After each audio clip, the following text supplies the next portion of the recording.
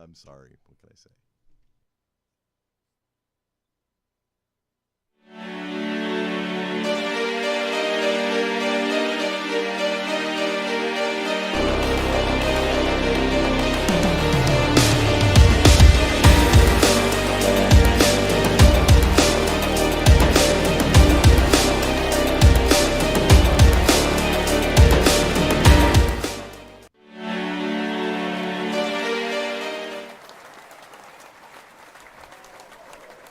And greetings and salutations, everyone. Once again, thanks so much for tuning in to On Air with Walt.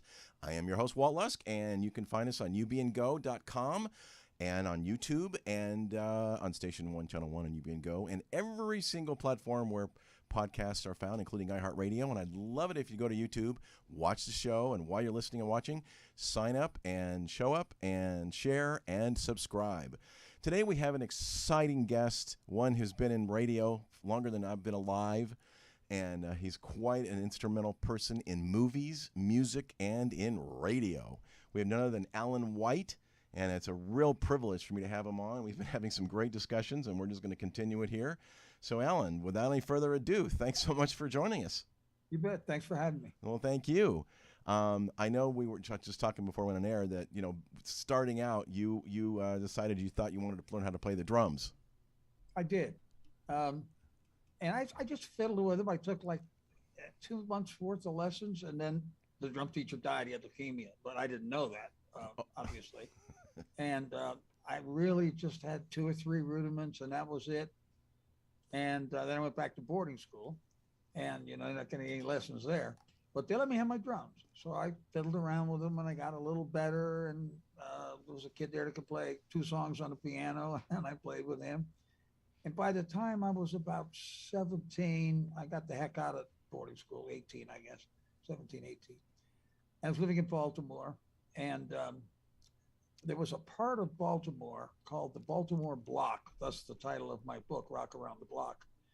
And it was about 3 blocks, 3.5, 4 blocks of basically a red light district, strip joints, but back then they were burlesque houses because none of it was nude. And kind of bookstores and pizza joints, that kind of a district. Yeah. So I went down there and I thought, well, I see if I can get in these clubs. They all had live bands. There were no DJs then. And I had this awful ID card. The Maryland driver's licenses were kind of a real light shade of pastel pink. And so I changed the birthday, but with white out. So you can imagine how that looked over the pink. It wasn't great. I can only imagine. So I tried every club on the block. I tried Blaze's 2 o'clock club and the Circus Bar and all of the various ones. And I stumbled into a place, it was a Saturday afternoon, called the Flamingo. It was really dark in there. And the barmaid came up and wanted to see my ID, and I gave it to her. She just glanced at it, said fine, and handed me a Rolling Rocket. Bang, I was in business. There you go. So that became my hunt. And the bass player was a jazz trio, and the bass player, really, really nice guy. And he and I became real good friends. And he kind of mentored me, and he would let me sit in, not when the strippers were on, because that was kind of a designed show, and they had certain things they wanted. But when they weren't on, and they were just playing sets, he'd let me sit in, and I learned a lot. And he would take me to real serious jazz clubs after hours. Some of these clubs in the inner city of Baltimore just never closed. I don't know what kind of license they had, but they didn't even shut the neon sign out. So one day I'm sitting at the bar, and this guy comes up to me. He must have been about, I'm going to guess 6'2", 6'3", which was huge back then. Yeah, of course. And he looked he reminded me physically of the movie star Anthony Quinn, kind of a gruff guy. And he says, "In my office now." I thought he was going to shoot me. So I go in the office. "Let me see this ID card of yours." So I show it to him. God, and a few expletives, and this is the worst thing I ever saw. So he opens the drawer to his little desk, and I thought he was going to take a gun out and shoot me. I really did.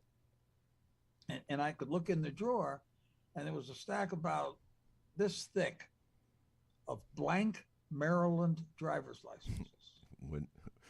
Who would have He thunk? pulled one out, and he had a typewriter there, one of them, non-electric things, real old Underwood. Rolled it in, and he copied my information onto that and put in the phony date. And he handed it to me, and he said, "Get the hell out of here." And I used it until I was 21. Of course you did. I would have. Yeah, I actually still had my original driver's license. So if I got stopped by the cops for speeding, I showed them the straight one. That is a great story. And I just, until I was 21, pretty much I got served everywhere. So which was great for my music, because I could go to, all the clubs where the bands were. This place called, I'm not even sure the name of the place. Purnell Rice and his jazz crew played there. They were open till, 6, 7 in the morning. Wow. Purnell had played with Count Basie. That's him on Red Prysock's classic hand clapping. He's a great drummer. And it was a great band. And my mentor friend used to take me there. And he'd take me into the kitchen, and he'd play this amazing riff, on the counter or something. He'd say, "Here, play this." I couldn't play it. And he'd go, "White people can't play drums." And listening to him, I was beginning to think he was right. But he would let me sit in because Purnell liked to wander the bar and talk to the ladies. And the bass player was like, "Don't worry about it, kid. Follow me." And so I really learned a lot with that, that ID card and living in Baltimore. And by the time I went back to Connecticut, my hometown, I was ready to play with bands. And I played professionally until I went to radio. Now, how did you get involved in radio? Well, I'd always thought, I don't know. I grew up listening to top 40 radio. Originally, Peter Tripp, the guy that got caught in the Paolo scandal at WMGM, and then WABC and Dan Ingram and all those guys, Mm-hmm. and Joey Reynolds and KB&W in Buffalo. And I thought I can do that. I'm not good at a lot of things, but I can talk. And I was musical, right? So I thought I could do this, but I never really acted on it. My father would bring home a dictaphone from his office, and that's a thing that he would dictate letters in, and I fool around with that. And we'll talk about why I do this in a minute. Anyhow, but I never really did anything about it. And then the day that Kennedy was shot, I was working at a hospital playing drums at night with a Four Seasons sound-alike band, a really good one. And I working during the day at a hospital in their stockroom, running the stockroom just for something to do. And they didn't have a TV down there, but they had a radio. So I listened to the coverage of the Kennedy assassination on radio. And this fellow, Large Sarge, was on the air, and he was just terrific. And that night, I called my dad. I actually drove back to Connecticut because everybody was upset about the assassination. And I drove back, and I said, "Listen, man, that offer to go to broadcasting school, that place we looked at, is that still our offer still open?" And he said, "Sure." So I went 13 weeks, real good school. Our main teacher was a fellow named Dean Griffith, which was a station name, stock name. WPGC was in Washington. It was the number 2 station, I think, right behind WRC. And he was great. And I came out of there pretty ready to get in the radio. Our audition tapes, however, were horrible. Aren't they all? They just had us read a commercial Sure. and do some news. And, nobody's going to get a job with that. Yeah. So I went on a couple of interviews, and nobody hired me. And then I was back in Poughkeepsie. And so I went to the station that Sarge was on and applied. And they said, "No, we don't have any openings for disc jockeys, but we need a salesman." Oh, I said, "That's me. I can sell anything." So I took the job. My father always had a quote, "Just get on the payroll," he would tell me. Mm-hmm. Yes. True. And pretty good advice. And so I took the job. I was there 3 weeks, and then they came to me, and the news director had come from BZ. Great newsman, total alcoholic. and they needed somebody to go in there and do the quarter-hour newscasts with him and cover him for days when he was so shaky with the DTs that he There you go. couldn't do the news. So I did that for about, I don't know, 6 weeks. And now they want me to do afternoon drive following Large Sarge. And that next thing you know, I'm a top 40 DJ. And they had me working Sundays. So Sarge and I became great friends, and we started to promote. We did record hops. We played local bands if they were any good, or even if they weren't sometimes. Yeah. He was great at figuring out ABC's format and counter programming them. We did rock and roll shows at the local theaters with the Crystals and the Chiffons and the Shangri-Las and whatever. And I would say within 6 months, we were so number one that our ratings were higher than all the stations in the market combined. Wow. Which was extraordinary. That's incredibly impressive in that short period of time. Only That's 250 amazing. watts, man. AM. 250. Oh my gosh. I don't know who put that tower together, but we could be heard all over the Hudson Valley. Wow. I drive around and I always had a strong signal. I don't know how all that directional stuff works, but however it works, however they figured that out, we were great. We had a great signal. So next thing you know, I'm a rock and roll top 40 afternoon drive, rock and sock, I'm laughing and scratching DJ. There you go. And I did that for a while. And then one of the things that happened, I got a call from Vassar College, one of the girls. Yeah, girls. And they knew me as the drummer for the top band in town from 60 to 64. I'd been with Turk and the Party Cats, and they were the top band around. So they knew who I was. Plus, I was on the radio. Mm-hmm. And they wanted me to do a discotheque party. I said, I'd be delighted if you tell me what it is. I'll do it. And she explained it to me in monosyllables that a discotheque was a French word, and it meant the playing of records in a club for dancing. And the first disco was called the Whiskey A Go-Go. It was built in 1946, right after the war in Paris. Okay. So I said, well, that's fine, but I don't have that music. I just have American music. Oh, no sweat. She said, we have the records. Fine. So I got the studio engineer to round up the equipment. We went over there and have to do much. I had him spinning the records. I was just basically sitting there handing them to him. The music was kind of like Al Green on steroids. It was R&B, but it was jacked up. Mm-hmm. And it was all pretty consistent. I have to say that there was a certain sameness to it. Right. They had a certain mode. Yeah. Right.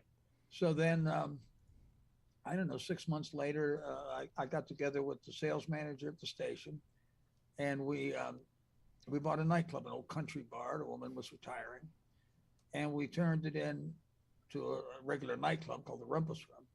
And normally we would have 2 bands. And I said, no, we're not going to do that. Call it the Rumpus Room Nightclub and Discotheque. Build me a DJ thing, and I'll be the second band, and we don't have to pay anybody. And little did we know that we became the first discotheque in the United States. Very first discotheque in 1965 in the United States. There's a possibility that the Whiskey A Go-Go in L.A. was around the same time as us. Yes, they were on the Sunset Strip. Yep. Right.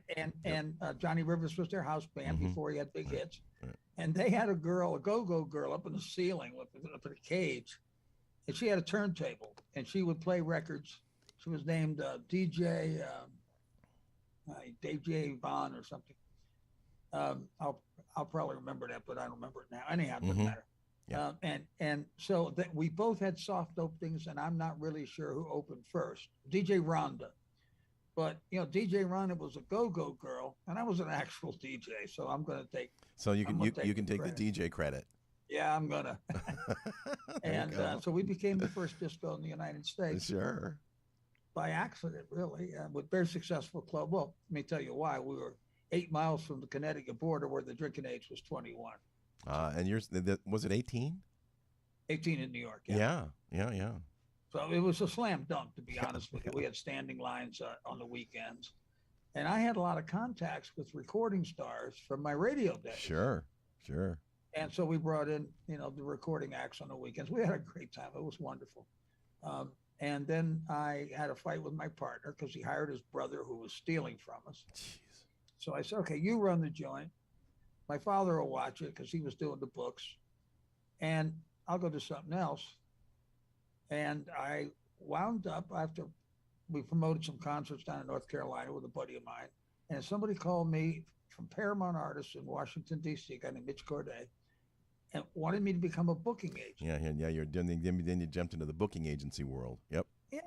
And I thought, okay, I got to have a job, so I'll try it. And I was instantly good at it. And I instantly liked it. We booked for the first 6 months or so, just bands up and down the East Coast, mostly the mob clubs. Well, of course.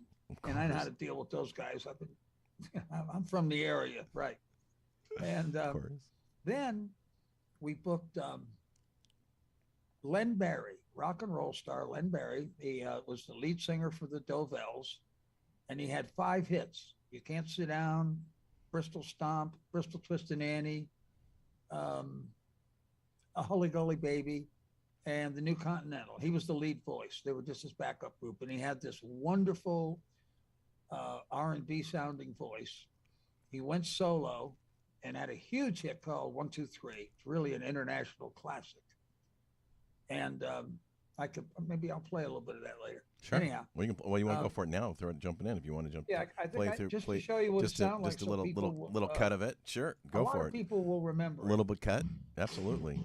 There we go. Especially from the intro. This is 1, 2, 3. 1965. Len Barry, rock and roll. Yeah, on the air with Walt. Sing it for me, buddy. 1, 2, 3. Oh, that's elementary. It's gonna be. I'm a. So I give you a taste. Well, thanks for that. That's cool. And, Your radio intro just went right in. It's just a natural. Well, right. I still work as a DJ. I have a Friday night gig. Oh, great. I have a regular Friday night gig at Black Club down by the Atlanta airport. Oh, great.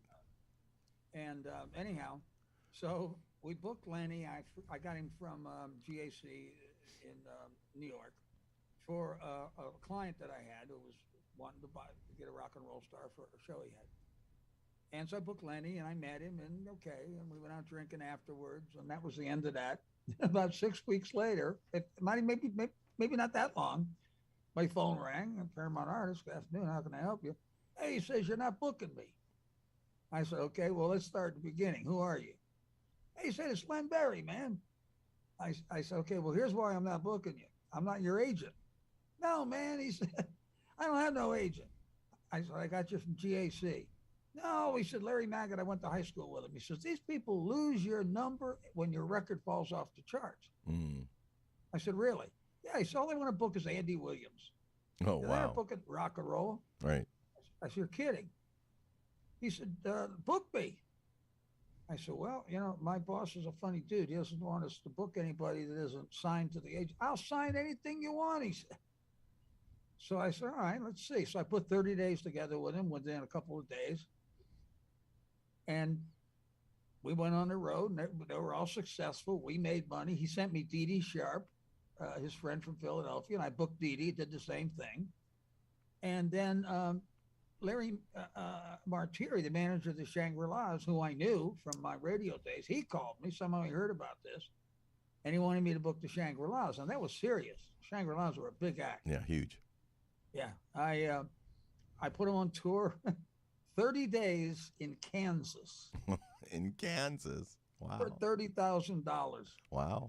It's funny. Mary used to call me, the lead singer, Mary Weiss. She used to call me when I would book her into a new city that she hadn't been to. She would call and she'd say, how late is TV on in whatever city it was?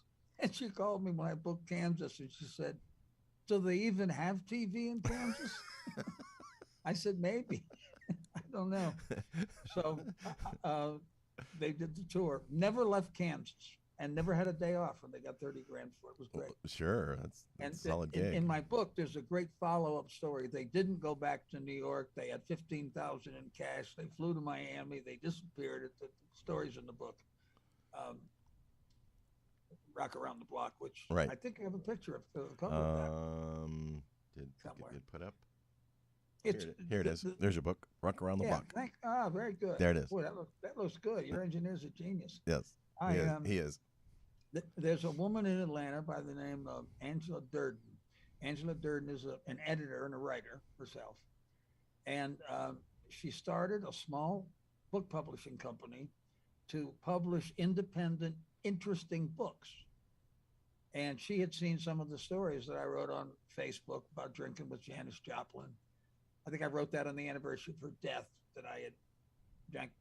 She and I drank together for 3 days before she was real famous. She was famous, but not real famous. That must have been very, very interesting. Well, you know, it was. I wish I could tell you more about Janis. All I could tell you is that she could drink with the boys. Mm-hmm. I drank Chivas on the rocks. She was drinking Southern Comfort on the rocks, and she didn't fool around. So I don't remember a lot, to be honest with you, but there are certain things I remember. I could tell you her favorite blues song was the St. James Infirmary Blues, and it was the Jonah Jones version, which is also my favorite. So we kind of connected on that. She said, I got that. We recorded that.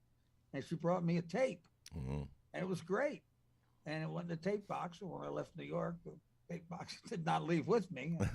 I don't still have that one. But here's something that was interesting about Janis. A couple of things. One, she was prettier than almost any picture I've ever seen of her. There's a picture in my book that I found on the internet, and I went, yeah, that looks like the girl I drank with. And so she just didn't photograph well, I guess. And she was furious that her band, Big Brother and the Holding Company, they wouldn't rehearse because they would get stoned on marijuana. There it is. They didn't. And they just lay on the couch. They couldn't rehearse. Right. Or they didn't want to, or both. Right. Yeah. And it made her furious. And she said to me, and you know, this is kind of something that sticks with you given what happened to her. She said, these damn drugs are going to be the end of effing rock and roll. And I said, well, maybe. I hadn't seen that kind of thing yet. I found some of it with the Lemon Pipers and others when I came to New York. Mm-hmm. But that was the first thing literally I did in New York. I mean, I was there 2 days, and my boss said, we have the Lemon Pipers down at the bitter end for Tuesday, Wednesday, and Thursday. Go down there and babysit them. And I said, okay. And I did. And I go into the bitter end, and I ordered a scotch, you know, me a Chivas and ice. And she said, we don't serve liquor. I said, then why are you here? And she said, well, we just serve ice cream, and we have these acts. And I'm like, oh, man. And she's laughing at me, and she says, upstairs we own another bar. It's called the Tin Angel. Full liquor license. Go up there. So I did. There you go. And I sat down, and next to me there was a girl on a bar stool. I probably talked to her for an hour before either one of us realized that both of us were in the music business, and that was Janis. Wow. Nice girl. Wow. That's great. And she could drink with you. Now, I understand you had a drink with, was it Chuck Berry? No, it was, you had a conversation with Chuck Berry. Yeah, what happened there was, this was 1972, and after I had left New York, I was living in Philadelphia running a consulting company, doing some music management, working with Len Berry. And I had driven down to Baltimore to see a friend of mine who owned a club called Gentleman 2. And one of the guys in the band, Doug Lewis, had been in the Peppermint Rainbow, a group I had brought to New York. We had a big hit together on Decca. So I stopped in to see Doug and also Mike O'Hara, who owned the Gentleman 2. And when I walked in, Chuck Berry was on stage, and he was singing the song My Ding-a-ling. And the place loved it. All the girls were laughing and clapping. It was, you know, it was a really fun song. And then he came off stage. So I walked to the front of the place to get a drink at the front bar where I had a tab. And I saw Chuck, and he's sitting in a booth. So I walked over, and I introduced myself. I said, I'm Len Berry's manager. And, you know, you guys have a funny connection beyond the name Berry, spelled differently, but same last name. I said, because when you first started, if I understand the story right, you know, all your early records were country records, Johnny Be Good and Memphis and Maybelline and Too Much Monkey Business. Those are all country records. And if I understand the story right, you used to go to clubs and they wouldn't let you play because they thought you were white. And then when they found out you were black, they wouldn't let you play. And he said, yeah, that's right. And I said, Lenny had the opposite thing. Everybody thought he was black. And when the Dovells went to the Apollo, they didn't want to let them play because they had no idea this was a white act. And Lenny said, calm down, we're going to do Jerry Butler and the Impressions, and you'll love it. And they tore the house down, so it worked out. So he says, hey, that's interesting. Sit down. So he's drinking coffee, I'm drinking Chivas.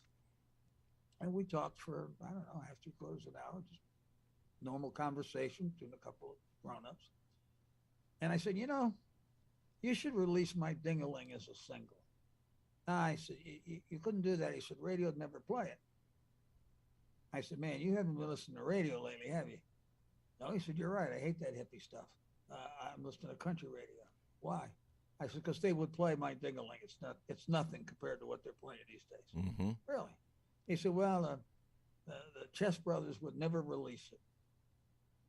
And the Chess Brothers were famous for having blues acts. They had Muddy Waters and Etta James and people like that. Mm-hmm. The only act they had that was mainstream was Chuck. And he said they'd never release it. So I let a few minutes go by because he was known to be kind of a prickly sort of personality, and I don't want to push my luck, right? Mm-hmm. So I said, well, would you mind a suggestion?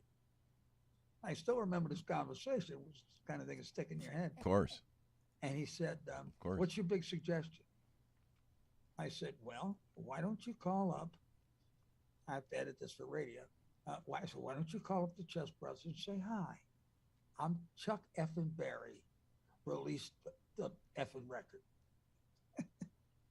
And I'm selling millions of records worldwide, making you guys millionaires. Release the effing record. So he kept saying that over and over. Chuck effing Berry. He spit his coffee on the table. I had to call a waitress over to clean it up with a bar rag. And he thought that was the funniest thing he ever heard. And then the table got cleaned, and it was time for him to go do his second show. And we shook hands, and he did his show, and I never saw him again. And 6 weeks later, Ding-a-Ling came out as a single. And I absolutely guarantee you, Walt, I know how that conversation with the I Chess have Brothers went. no doubt in my mind either. And what was such a gas for me was, as a kid, I learned to play drums, playing along with Chuck Berry records. Mm-hmm. This guy had 46 records on the Billboard Hot 100, and he wrote every one of them. Every one of them. Except for Ding-a-Ling, which is an old blues song. And after he died, well, number one, I had promised him 3 things. I said, if you do this, it'll be a #1 record, it'll be a million seller, it'll be your biggest hit. So that all happened. And I thought, great, my top 40 years are still working. Mm-hmm. And then after he died, Rolling Stone ran an article, which I think they'd been holding. And he said that Ding-a-Ling was his favorite record, even though he didn't write it, because it made him newly rich. Yep, that's what you mentioned. Yep. And Billy Vera from Billy and the Beaters at this moment, the thing that broke on Family Ties. Billy's a friend of mine. And I had told him the story. And he said, man, you did Chuck a real solid, because he was only getting $1,200 a night before Ding-a-Ling. And I know that's right, because I know he was getting $1,250 actually that night that I saw him. Mm-hmm. And Billy said, and I worked with him in Vegas after Ding-a-Ling came out, and he was getting $70,000. Well, that's quite a pay raise. And it just gave me, I mean, what a thrill, man. Sure, like absolutely. a Absolutely. hero of mine as a kid, right? And bang. So it was great. Now, And I just also wanted- go ahead. Pardon? Go ahead. Go ahead. Oh, I was going to say he had another drink with Eddie Money. Yeah, we had a lot of drinks. That was a Bobby Poe music convention. It was in Atlanta, and I was living here. And I talk about the eye if you want later. Anyhow, and so Bobby invited me to come down there. He comped the ticket. So I'm just standing there, not doing anything, and this line of people come. And it's backed up into the Warner Brothers suite, which is a very small suite given the size of the record company. Interesting. And the guy right next to me is David Lee Roth. So I talked to him for a few minutes, and he realized that I was a DJ in an oldies club at that time, a place called Johnny's Hideaway. Still here, still there. And I said, your version of Just a Gigolo does just as well as Louis Prima's, even though I'm playing for a crowd that remembers the original. And he goes, what should I do next? And I had it right on the tip of my tongue, Walt. I couldn't think of it. The answer was Sam Butera is closer to the bone, but I just couldn't think of it. And so I said, I don't know. And the line was starting to move. And I said, I don't know, jack up a Sinatra song like That's Life. Yeah, good idea, he said. And then all of a sudden he was pushed into the suite and he was gone. So I followed to the back of the line in there. And I'm just standing there literally by the door. And this guy comes in and he looked familiar. And I said, I know you. And he said, I'm Eddie Money. I said, of course you are. And he said, you got enough influence here to get us a drink? I said, no, I don't even have enough influence to get in the door. I don't know how I got here. And he said, follow me. I have influence. And I followed him and he took me to the Columbia suite, which was 10 times the size of the Warner Brothers suite. And Walt, there wasn't one single person in it. That's funny. That's Four funny. dudes That's funny. dressed in like Pullman waiters, black Yeah, dudes. yeah. And we sat down on a couch that would have held 10 people. And I'm telling you, if the ice melted, they put another ice cube in. There you go. We were both drinking hard liquor. Neither one of us was drinking beer. So we're going along. And again, he knew I explained I was a DJ and I was currently headlining a big famous oldies club in town. And he said, what's the greatest oldie of all time? I said, well, it's kind of a subjective question. To me, the greatest pop song ever written is American Pie. But my personal favorite is Be My Baby by the Ronettes. Yeah, he said, that's a great one. That's the one. I said, no. He said, what do you mean, no? I said, I know what you're thinking. You're thinking you're going to recut it. Don't. Andy Kim did it in 74. Had a small hit with it, no big deal. And the reason is the song is okay. It's a good song. Not a great song. The reason it's a classic is Veronica Spector's voice. She's got an extraordinary voice. And that's why it's this monster hit. Yeah, absolutely. And absolutely. he goes, well, and so then we drank some more. And then it came up again. And I said, I'm telling you, you're committing suicide. You're wasting your time. It's about Veronica Spector. It's a great record, but it's about her. So then we drink for another hour or two. It comes up a few more times. And then next thing you know, it's 4 o'clock in the morning and we've been drinking for 6 hours and we're both staggering around. So we said goodnight. And the last thing he said to me was, can't do Be My Baby without Veronica Spector? I said, bingo. It took me 6 hours to convince you, but you're absolutely right. You cannot. And I forgot about it. And about 4 or 5 months later, he released a record called Take Me Home Tonight. Take Me Home Tonight. And damned if he didn't go out and get Veronica Spector to sing the break in the middle. And it was a huge comeback record for him and for her. I'm going to say for her as well. Yeah. So, those are the things that you don't make any money with these things. They make interesting stories. And that's why Angela Durden published my book, because I got 59 of these, I guess. Well, yeah, you do, but we can't let it go without talking about the movie. It was a disco version of Rebel Without a Cause. Oh, that was funny. I was gigging in Baltimore, and I had this girl. She got me an audition for a morning TV show, which I knew we weren't going to get because they wanted like a homey married couple. And we weren't homey and we weren't married. Yeah. And she wasn't very good. But anyhow, I knew her from that. And she called me one day and she said, hey, I've got you booked on Maury Povich's show, Panorama. Panorama was a 2-hour show at WTTG in Washington, D.C., which is a local station in Baltimore. They're only 50 miles apart or something, and it comes in like a local. And I was on an independent station, highly rated. Maury was an excellent kind of, Walter Cronkite, David Muir kind of newscaster. The first 30 minutes was news. And the next 90 minutes was talk. He had Elliot Janeway, the doomsday economist. What a pain in the ass this guy was. He didn't like nothing. I was surprised Maury didn't tell him to go home. Well, he's a doomsday guy. What do you expect? Yeah, and boy, he sure was. What a manic depressive this guy was. And then the other guests were the two guys that started Woodstock. They were hysterical. They told the story about how they wanted to produce a TV show, and they were very wealthy guys, both of them, young guys. We assume they inherited the money.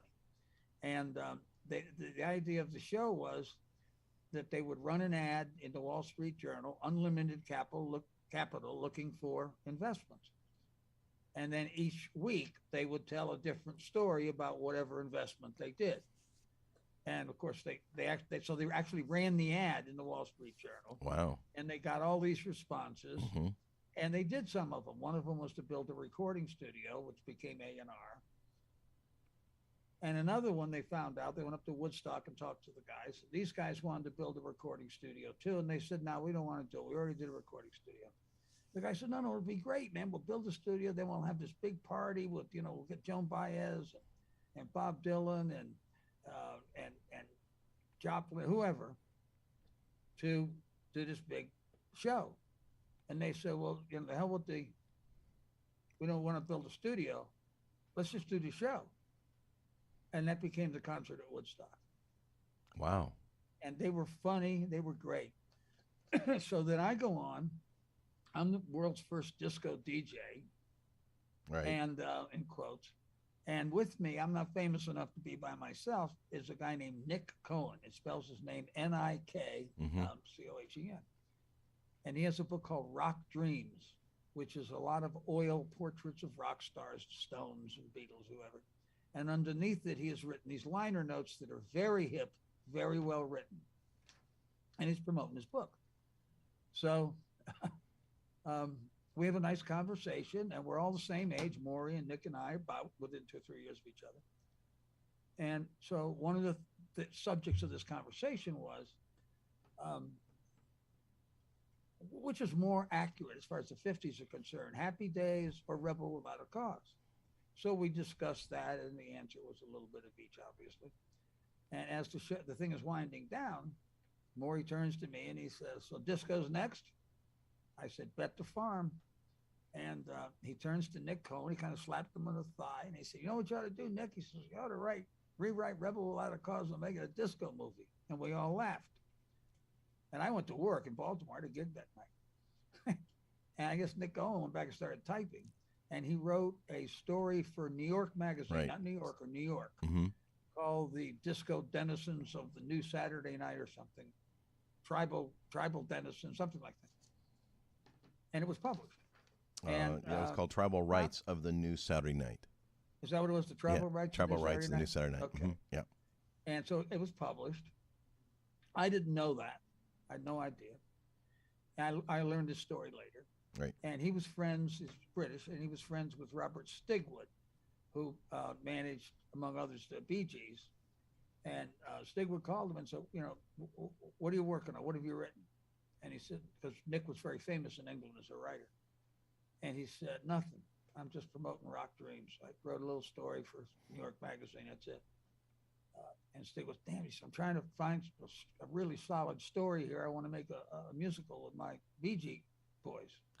Oh my goodness gracious. And wow. And Nick said, no, I haven't written anything. And he said, send me the New York piece. So he did. And as soon as he read it, Stigwood called him and optioned it. Yep. And that became Saturday Night Fever. I didn't invent Saturday Night Fever. Don't get me wrong, Walt. Oh, no, I understand. But if I hadn't you got the been conversation. You got the conversation started, and of course, If it was I- the first double album that went platinum. Right. And the funny part was that Travolta and the cast all went out to retro stores to buy the costumes for the show because they thought disco was oldies. They thought they were doing Grease, and like an updated version of Grease, just Sure. another retro show. Yeah, yeah. And yet it was Saturday Night Fever that broke disco. And it was solid for the next 4 years until Steve Dahl blew up the records, killed the name. And then it just became dance music. Nothing changed. The music didn't change. No. Just the name changed. There's no difference between 1978, whenever Michael Jackson did Off the Wall, Mm-hmm. and Thriller. It looks exactly the same album. Pretty much. Yeah. Yeah, pretty much. So it never really changed. They both are It great hasn't albums. changed yet, and they just stuck it in a computer, and now it's called EDM, but it's still disco. It is. Of course it is. Now, just going back, does anything come to mind of what your proudest moment is? Anything come to mind? Not really. I'm pretty proud of the Chuck Berry thing. Okay. Yeah, I mean, like I said, I really made the end of this guy's life for him. In a big way, you sure did. Yeah, by by insisting. I insisted. I got this suggestion. You should do this, and so yeah, no, that was pretty proud. All of it Well, was no, fun. you gave him the line to give them to get the thing out. He thought that was so funny. Well, I'm sure he did, and it's like, dag nabbit, you're right. I know what has he for got sure to lose? that's the way he said it too, because Oh, he just had, no doubt. he had that in his head, and that's how he was going to do it. So I'm proud of that, but I'm proud of it all. I mean, we did real well. I have a fairly short attention span, so I did things for a year or two, sometimes 3 or 4, and then I went on to something else. I always knew I was going to write when I got older because I've been writing all my life, publicity and whatever. And I'd had stuff published, short stories, small book of poetry, whatever. And so when Facebook came along, I started writing stories for my Facebook page. Janis Joplin and Chuck Berry both were the early ones. And Angela Durden, who I mentioned earlier, this editor, she had started a small publishing company for independent books that she thought that were hip. And so she wanted to publish it. I sent her some stories. So I said, what do you think? Mm-hmm. And she said, good stories, well told. Finish the book. Mm-hmm. So I did. And we got it out there. You got a picture up, rocking around the block. And I have musician friends that have bought 5 different copies of it all. They give it to their friends. It did so well. And then Len Barry wrote a book called Pros and Cons. And Len was a great writer, great storyteller, one of the best lyricists ever. Johnny Madeira, who wrote At the Hop and You Don't Own Me for Leslie Gore, said in his opinion, Len Barry is the greatest lyricist in the pop music industry history, with maybe a slight exaggeration, but he's pretty good. And this book is a book of lyrics and poems and short stories out of the mind of a guy who just had the most interesting mind. He was my lifelong friend and client for 50 years. And then I got him the publishing deal, and I had promised him that I'd help him promote it. And then he got sick, bone marrow cancer. And he only lived 6 weeks after the diagnosis. And none of that 6 weeks really allowed him time to do anything. So when he died, here's something I'm as proud of as anything I've ever done. When he died, I produced a 30-minute documentary of his life for YouTube. I wrote it, I produced it, I directed it, I narrated it, I edited it, and I didn't know anything about any of that, maybe the narration, but that's it. I had a huge learning curve on the software, but my son helped me out. Sure. And I don't know, do you have a picture of the book? Which was this the book? There it is, Pros and Cons. Oh yeah, Pros and Cons, Lenny Berry. And it's a great book, and I'm real proud of the documentary. You can find it on YouTube. It's called The Len Barry Story / Full Movie. And it was interesting because I had to tell his story the way he would have wanted it told. Now, if he'd been alive, I probably would have written a different story and let him complain. But he had passed. And so I had to write his story the way he would have wanted it told, not necessarily how I would have told it. Well, that's an art. You're putting it from his perspective, Yeah. even though he's no longer there. Yeah. That's and good for you. I knew him really well, but still. Of course. He was really funny about his privacy, so I didn't do much about his private life. Okay. And he was very proud of his songwriting. He wrote a lot of hits for other people too. And he was very proud of that. And so I covered all of his songwriting and stuff. In his early days, I did have a slight I don't know, maybe 1 or 2 days we spoke for an hour or so. And so I got a little background that I didn't know that happened before I met him, some Dovell All stuff. right, some backstory. He was actually in the Coast Guard Hmm. listening to radio when he heard a record he cut with the Dovells on the radio. And next thing you know, it was all over Bandstand. And this guy had a hit record and he's in the Coast Guard. Wow. He got out of the Coast Guard and the Dovells right away went on tour. There you go. Glenn Barry was the closest person to me in my life, probably. And he didn't have many friends. And he said in an interview once he wasn't easy to be friends with. I found him easy to be friends with because I didn't try to make him do stuff. I would tell him what I thought he should do. And, you know, I wish I'd been there. Barry Gordy at Motown offered him a record deal and he turned it down. Wow. I'd been with him. He'd have been signed to Motown. Wow. Well, there you go. That you know. Oh well. That, exactly what happened before I met him. Yeah. So, you know, story in the book about he and I smoking weed back in 1980 or something. I haven't seen him in years since I moved down here, back in my New York days. And, you know, just I tried to, the book that I wrote, I wrote it in a conversational tone, as though if you and I were sitting on a bar stool, having a couple of beers, and I said to you, hey man, I ever tell you about the time I drank with Janis Joplin? It's written in that kind of a tone, which I think is why it's so successful. It's just telling stories about people that I work with, the Brooklyn Bridge, for example. I not only put that act together, I named them by accident. Wow. Okay. Yeah, Johnny Maestro. You know Johnny Maestro from the Crest, 16 Candles, Yes. Angels Listened In, Trouble in Paradise, Step by Step, all that. He was one of our acts. And every Monday night, the boss, Betty Sperber, she lived out in Long Island. There was a club out there called Cloud 9. And about once a month, she would go to Cloud 9 on a Monday and bring all these bands in, and we'd listen to them, see if anybody was worth signing. And she always had one of our guys, Joey D or somebody, you know, do a show to get the crowd in there for the club. So this particular night, Maestro was the act. And he comes up to me and he says, any of these bands possibly able to play 16 Candles? And I said, no, they're mostly just psychedelic rock bands. They don't have any idea what they're doing. I said, but there's a 9-piece band here, eight 9-piece band here. They're just kids. They're all 18 years old. But the keyboard player had literally written arrangements for West Point. So he must be a real knowledgeable cat when it comes to music. Why don't you talk to him? There you go.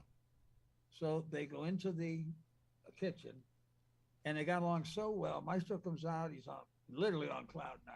Not in Cloud 9. He's on Cloud 9.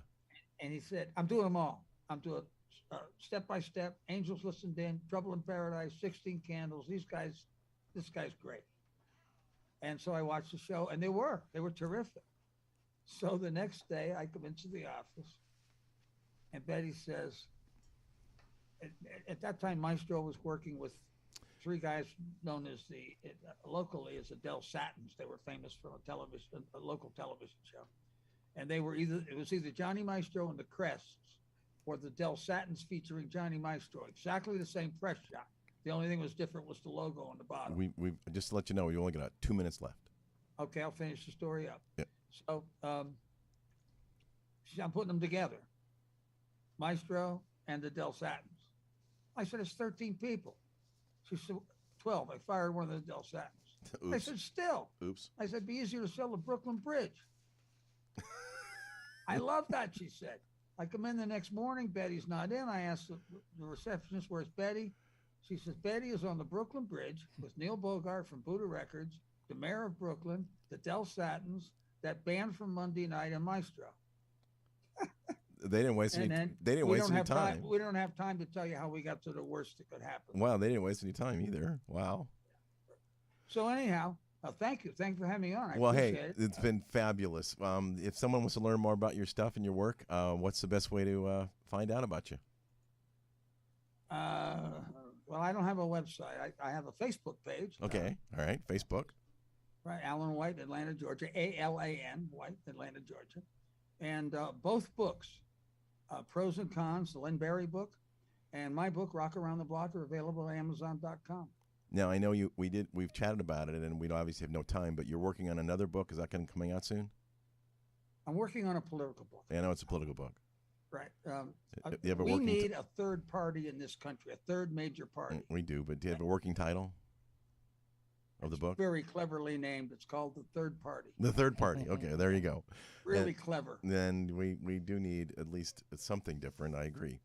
So 62% in the latest Gallup poll say we need a major third party because none of the independents, at least half of this country's independent, are represented by any party. That's true. I agree with you. So we may And have. then I'm gonna I'll follow up and do Rock Around the Block too because I got a Linda Ronstadt story and a bunch of other stories that I didn't get in the first book. Preview of coming attractions, folks. Yeah. So Alan, it has been a thrill and a pleasure. Have a great evening. And we'll may have you back sometime. And I love it. That's it, folks. You've tuned into On Air with Walt, and I'm your host Walt Lusk. You can find us here at ubngo.com, everywhere that your podcasts are found, including iHeartRadio. And I would love it if you just go to like, share, and subscribe on YouTube, and it's On Air with Walt. So until next time, folks, stay tuned.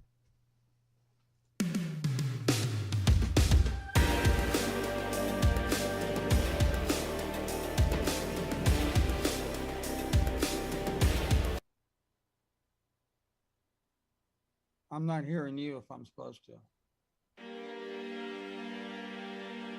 I hear music.